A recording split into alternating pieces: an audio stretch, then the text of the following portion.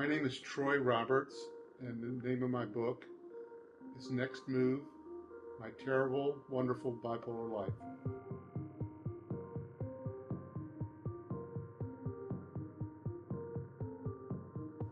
Well, chess parallels life. I want to show that chess is like life in a lot of ways.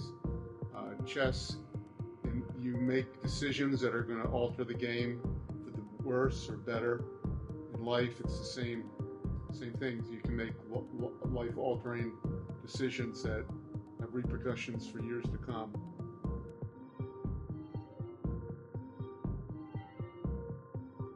There's been studies that show there's a correlation between childhood trauma and bipolar. And I do believe that my child abuse in my young childhood has an impact on my mania and my depression. My aunt's daughter, who didn't kidnap me, raised me for a year while my mother and stepfather were running around the country. And she didn't want to give me up when it was time. She fell in love with me, and then Ralph came down to South Carolina and took me back by gunpoint. Well, Baltimore in the 50s and 60s had a population of over almost 1 million people. During the late 60s, early 70s, there was the Great White Flight. They lost a lot of population to the white going to the suburbs. So now, Baltimore's population is less than 600,000. Baltimore was a very industrialized city. It was home to steel manufacturing. Today, it's very much a service industry. Healthcare, possibly. So the whole demographics has changed. Well, first of all, Uncle Jake to me was like a father. I had my stepfather. I never met my father, real father, and my stepfather was horrible. But my Uncle Jake treated me like a son. Uncle Jake was one of 12 children. His father owned a tavern, and at a young age, Uncle Jake saw the working people, that worked in the steel factories and the meat packing plants, and would come and frequent the bar, and they were downtrodden. And he called them lunch bag men, and he vowed that he would never be a lunch bag man. And true to his word, he never worked a day in his life. At a young age, he took to a life of crime. He had mafia ties. He served 7 years in prison. When he got out of prison, he had stashed some money aside, and he bought an apartment building. And so he became a landlord, which gave him credibility and respectability. And he also gave him an income, so he didn't have to work. And but he was also he was a master of making money illegally. So he's a very interesting character. He always had a place for me. Whenever I was in life, when I needed a place to stay, when I needed a safe haven, he gave it to me. And I loved him very much. I thought he was a great man.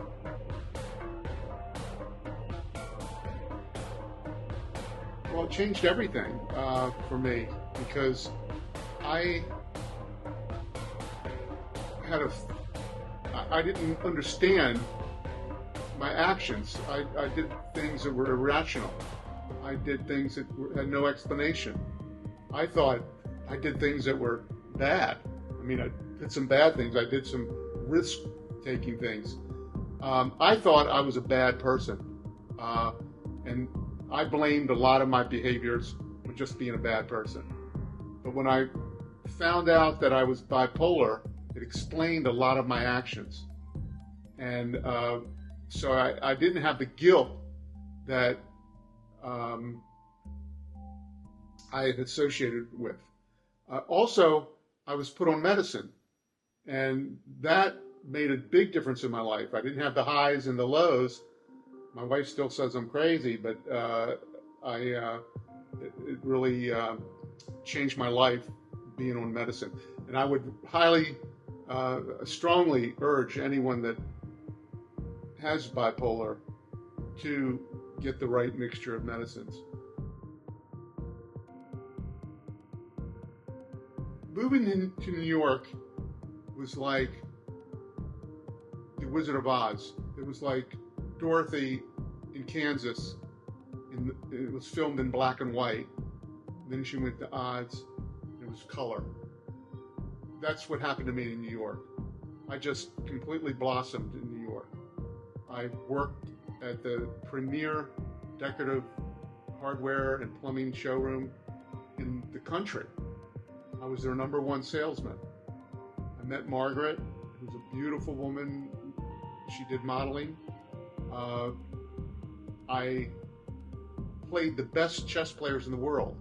That's one of the reasons I went to New York, and I was able to play the best, the very best. And it was in New York that I actually attained my chess master title. So it was, it was fabulous. We had a purpose for coming back to Baltimore. Margaret and I decided to open our own decorative hardware and plumbing showroom. We looked at different cities, Atlanta, Boston. We looked around, but it kept coming. Baltimore kept calling to me, and we decided to open our business in Baltimore. There's a saying in Baltimore that you always leave it, but you always come back. And I felt the heaviness of coming back to Baltimore. I grew up, surrounded by, crime and drugs, and my stepfather was a drug addict. My father was a drug addict. Personally, I think I was saved that fate because of chess. I think being obsessed with chess kept me away from anything like that. But it jumped a generation, and it hit Clara hard. And so I feel a certain amount of guilt because it runs in my family. It's through my bloodline. And so, yes, it's a reverberation.